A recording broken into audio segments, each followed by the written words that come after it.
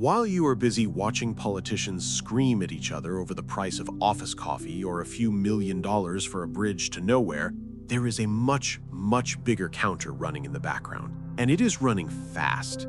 The news will tell you not to worry. They say national debt does not matter because we owe it to ourselves, or they promise they will just raise taxes to fix it. That is not just a lie. It is a mathematical impossibility. We have officially crossed the event horizon.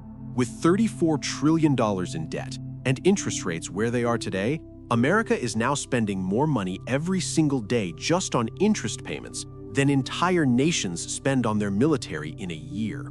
Let me be clear, this is not about politics. This is about fifth-grade math, the kind the Federal Reserve is desperately hoping you do not check, because this equation only ends two ways. We either default openly or we print money until it is worthless. Whichever option they choose, your savings accounts are going to zero. If you pull up a chart of United States national debt going back to 1971, it does not look like a financial statistic. It looks like a glitch in the simulation. For decades, the line went up gradually, predictable, boring. But look at the right side of the chart. Look at the last 3 years. That line is not curving up anymore. It is going vertical. We are adding $1 trillion in debt every 100 days. But here's the trillion-dollar question. Why does this matter now? We've been hearing about the national debt since the 80s, and the world has not ended. What changed? The answer is simple, but terrifying. The price of money changed. For the last 15 years, we lived in a fantasy land of 0% interest rates. When money is free, debt doesn't feel like debt. You can borrow infinity dollars, and if the interest rate is zero, your payment is zero. It's essentially free money, but that era is dead. The Federal Reserve jacked up rates to 5% to fight inflation. Now, that mountain of debt is not just sitting there. It is breathing. It is eating. The interest expense alone, just the cost to service the debt, has now exploded past the entire United States defense budget.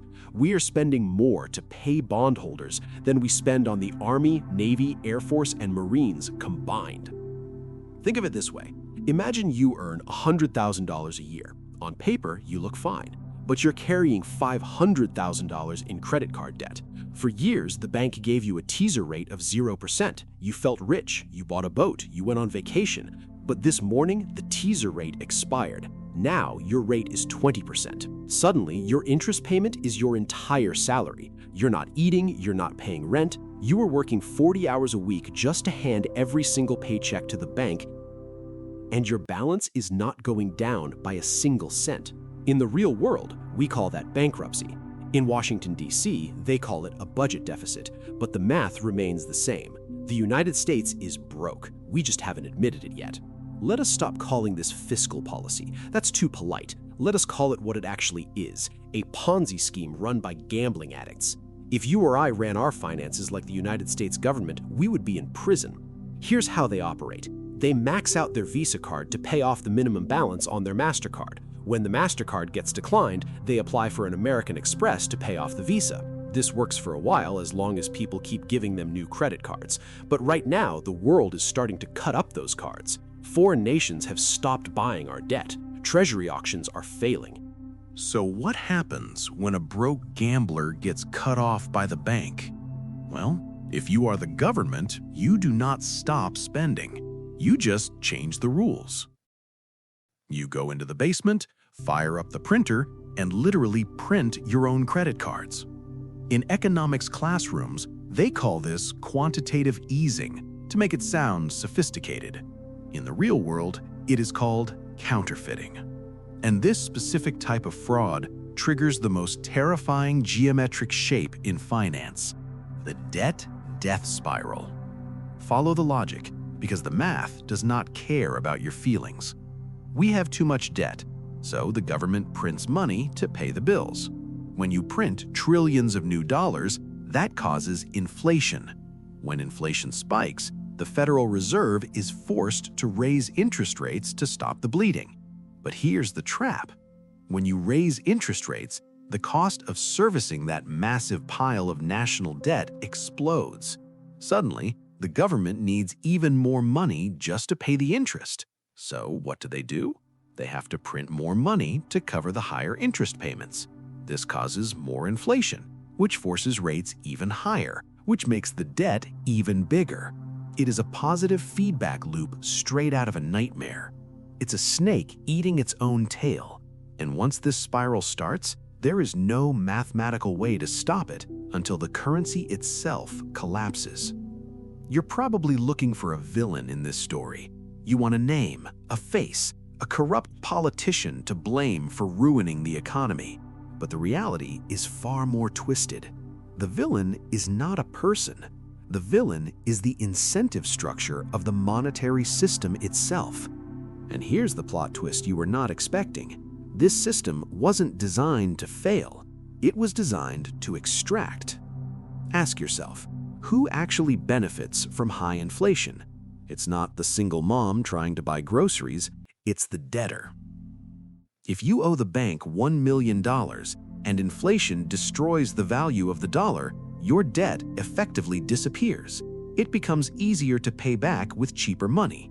And who is the biggest debtor in the history of the known universe? The United States government. They need inflation.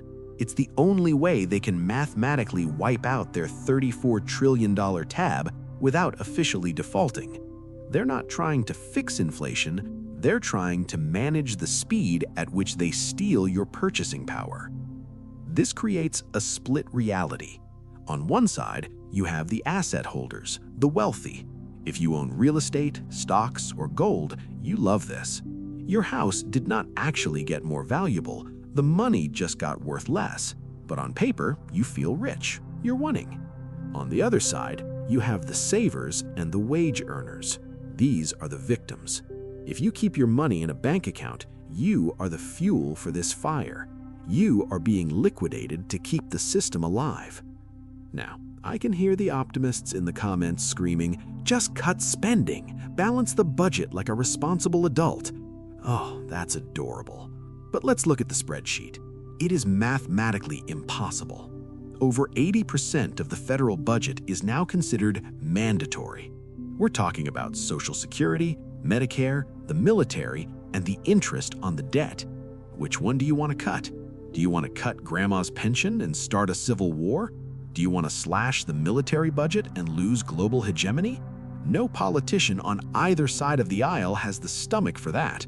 Raising taxes gets you voted out of office, but printing money?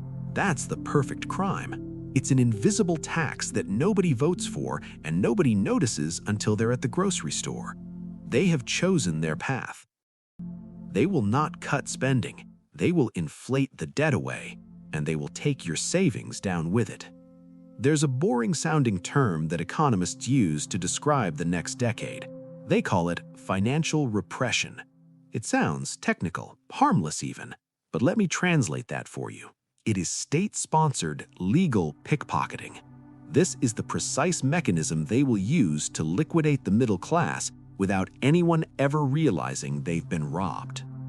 Here is the blueprint. To survive, the government needs to keep interest rates artificially lower than the rate of inflation. Let us say real inflation is running at 10%, but your high-yield savings account is only paying you 5%. You might look at your bank app and think you made a profit because the number went up, but in reality, you lost 5% of your life energy. You can buy less stuff today than you could a year ago. That spread, that missing 5%, is not vanishing into thin air. It is flowing directly from your pocket into the government's balance sheet to service their debt. It is a wealth tax that they do not have to pass through Congress. You have to accept a brutal truth. You cannot stop this machine. You cannot vote your way out of this, and you certainly cannot protest your way out of it. The gears are already turning. So you have exactly two choices. You can be the victim, or you can align yourself with the extraction team. In this environment, the advice your parents gave you to save your pennies is financial suicide. You need to join the class of people who benefit from the destruction of the currency. You need to become an asset holder or a smart debtor. Think about it. When you take out a 30-year fixed-rate mortgage to buy a cash-flowing asset, you are essentially shorting the dollar. You are betting that the money you pay back the bank with in 20 years will be worth worthless confetti compared to the money you borrow today. And given the math, that is a bet you will win every single time.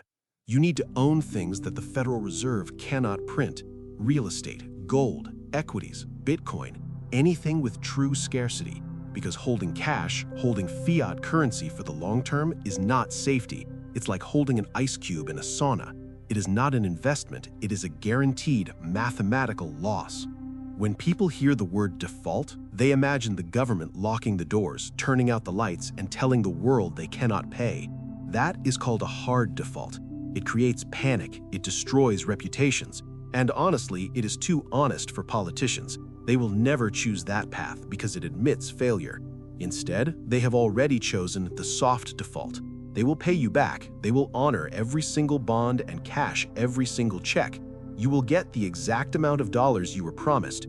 The only problem is that those dollars will not be worth anything. They will hand you a wheelbarrow of cash just to buy a loaf of bread. Technically, they paid their debts. Realistically, they stole your future. This is not a conspiracy theory. This is history repeating itself on a loop. Every fiat currency that has ever existed eventually returns to its intrinsic value: zero. Paper money is just a temporary illusion of confidence, and the math says the confidence game is coming to an end. We are watching the final credits roll on the current financial system.